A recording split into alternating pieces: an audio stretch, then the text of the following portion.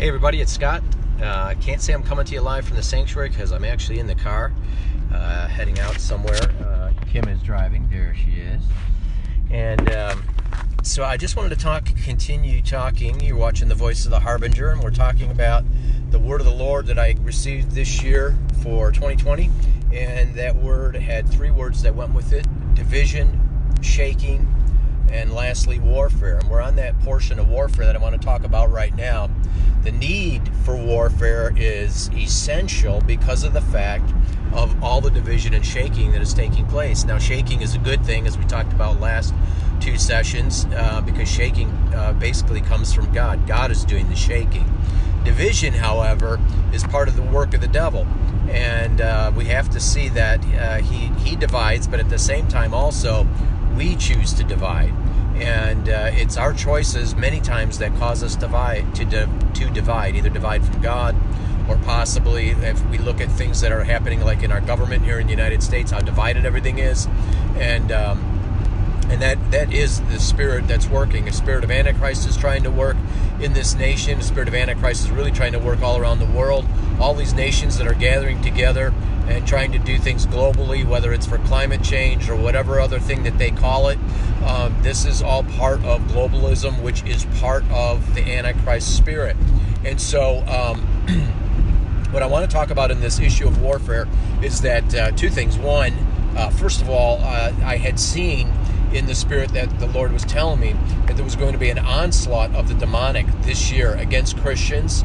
I see it in many who are being hit physically with health issues.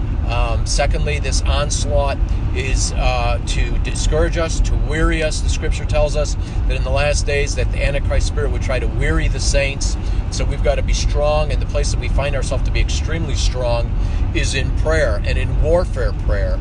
I sense also too much that the church itself finds itself in operating out of the Lamb spirit, the Lamb side of Jesus, which is the part of Jesus that laid down his life. And we do lay down our life. We lay down our life for Jesus in exchange for what he did for us. At the same time, we also lay down our lives for our brethren and for our friends. No greater love does any man show than to lay down his life for his friends, Jesus said. And so we lay down our lives too. There is a purpose of that. But when we come to walking in the Spirit, walking in the place of being seated at the right hand of Jesus, or I should say of God with Jesus, that we recognize that we are in a place of authority. This is where the Lion of the tribe of Judah reigns from, the right hand of God. And this is where the scripture tells us in Ephesians 2 that we find ourselves to be seated at the right hand of God. And so we have to see that from that place, then we walk in a level of authority, and we take authority in the Spirit, and we confront demonic things. My wife Kim had a dream also prior to the beginning of the year that coincided with what I was seeing with this onslaught of demonic activity taking place this year and being unleashed against the church and against the nations. What she saw in her dream was jeeps and tanks and things being dropped from the skies with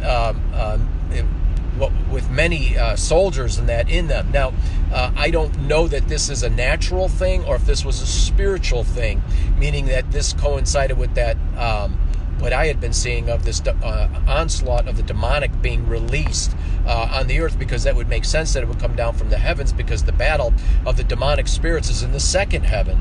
If you understand Scripture, the third heaven is where Apostle Paul went, where is heaven, where God reigns, where he sits on his throne. That's the third heaven. The first heaven is where we live. It's the realm of the flesh. It's the heaven that's above our earth. It's the sky that we see that's blue. This is the first heaven. The second heaven is where the angels and the demons fight, the demonic. And therefore, when an onslaught of the demonic comes, it comes from the second heaven pouring down upon the earth. And so we, in warfare, confront that.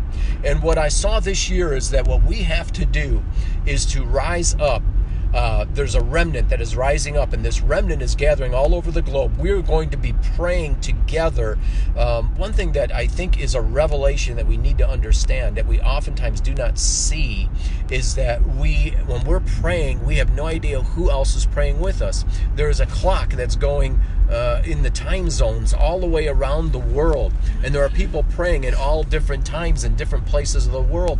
So as we're praying, if we were praying right now, there could be people praying an hour ahead of us in New York or on the East Coast of the United States. There could be people praying 2 hours behind us. In California, an hour behind us. In the mountain states of the United States, they could be 7 hours ahead of us, praying in Nigeria and Ghana and places like that. And so we have to see that that there's this prayer happening all the time.